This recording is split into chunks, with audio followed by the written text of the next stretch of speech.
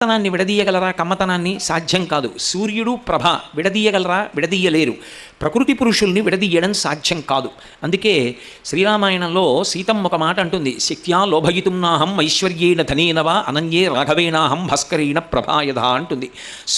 సూర్యుడి కాంతి ఎలా విడివెడరో ఓ రావణ, నేను ఆ రామచంద్ర ప్రభువు విడివడి ఉండేవాళ్ళం కాదు, మేమిద్దరం ఎప్పుడూ కలిసే ఉంటాము అంటారు.